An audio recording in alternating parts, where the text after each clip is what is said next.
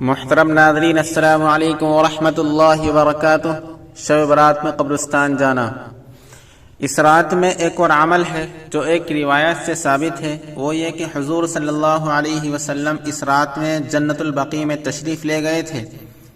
اس لیے مسلمان اس بات کا اہتمام کرنے لگے کہ شب برات میں قبرستان جائے، لیکن جو چیز حضور صلی اللہ علیہ وسلم سے جس درجے میں ثابت ہو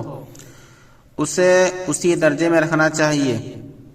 اس سے آگے نہیں بڑھانا چاہیے۔ اور چونکہ ساری حیات طیبہ میں رسول اللہ صلی اللہ علیہ وسلم کا ایک دفعہ جنت البقیع میں جانا ثابت ہے،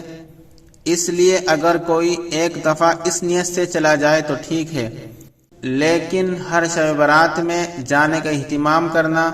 اس کو ضروری سمجھنا اور یہ سمجھنا کہ اس کے بغیر شب برات نہیں ہوئی، یہ اس کو اس درجے سے آگے بڑھانے والی بات ہے۔ لہٰذا اگر کبھی کوئی شخص اس نیت سے قبرستان چلا گیا کہ نبی کریم صلی اللہ علیہ وسلم تشریف لے گئے تھے،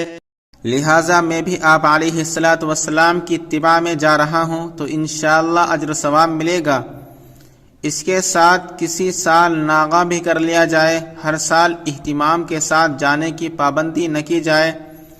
لیکن اس موقع پر قبرستان میں چراغاں کرنا، قوالیاں گانا، عورتوں اور مردوں کا مخلوط اجتماع یا اسی طرح کی خرافات و بدعات کرنا شرعاً ناجائز اور حرام ہے،